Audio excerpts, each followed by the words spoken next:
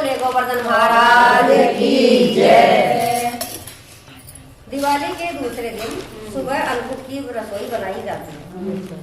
सब तरह की रसोई मिठाई का भगवान को भोग लगाया जाता है।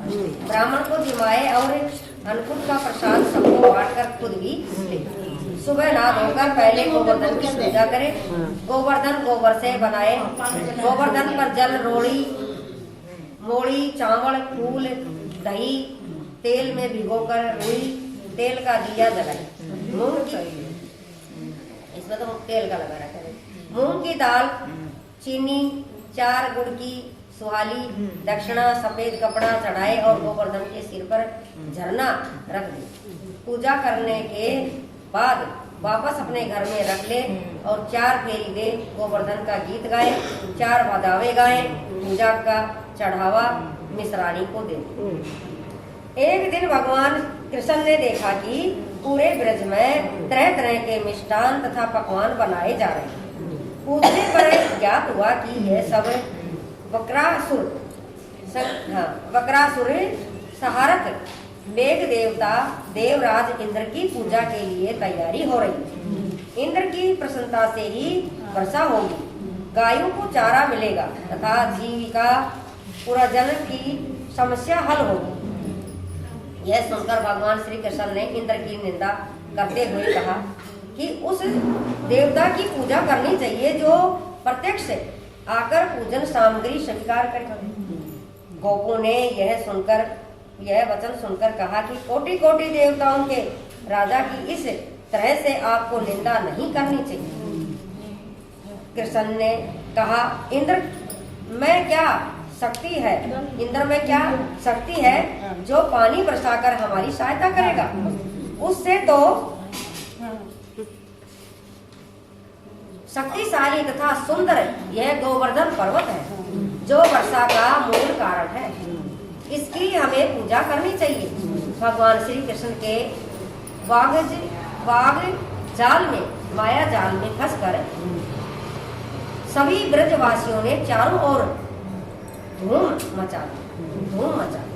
पश्चात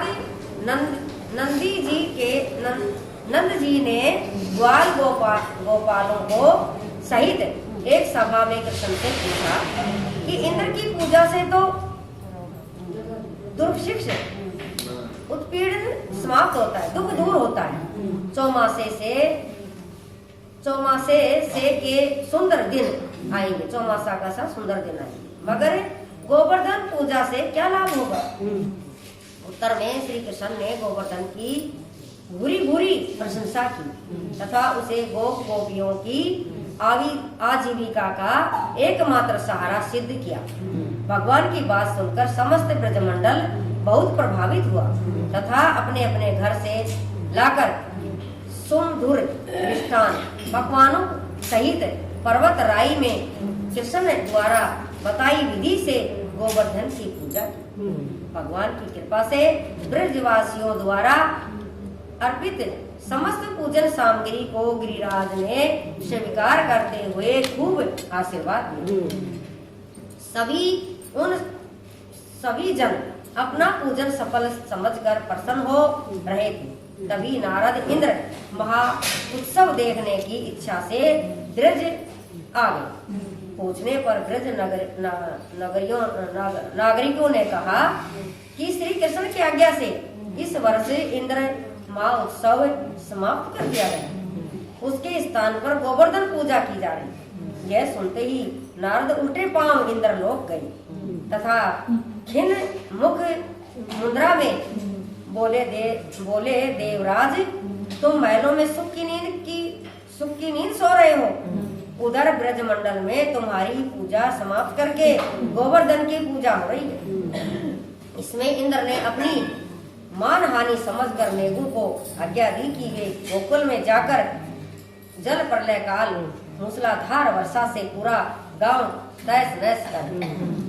पर्वताकार प्रलयंकारी बादल ब्रज की ओर उमड़ पड़े। अचानक वर्षा देखकर ब्रज घबरा गए। सभी ब्रजवासी श्री कृष्ण की शरण में जाकर बोले, भगवान, इंद्र हमारी नगरी को डुबाना चाहता है, अब क्या किया जाए। श्री कृष्ण भगवान सांत्वना देते हुए कहा, तुम लोग गऊ सहित गोवर्धन की शरण में जाओ, वही तुम्हारी रक्षा करें। इस तरह से समस्त ग्वाल बाल गोवर्धन की तराई में पहुंच गए। श्री कृष्ण ने गोवर्धन को कनिष्ठा उंगली पर उठा लिया और 7 दिन तक गोप गोपिकाएं उसकी छाया में सुखपूर्वक रही। भगवान की कृपा से उनको एक छींटा भी न लगा। इससे इंद्र को महान आश्चर्य हुआ। तब भगवान की महिमा को समझकर अन्नकूट उत्सव मनाने की आज्ञा दी। तभी से यह उत्सव अन्नकूट के नाम से मनाया जाने लगा। बोले श्री कृष्ण भगवान की जय। बोले कार्तिकेय ठाकुर की जय।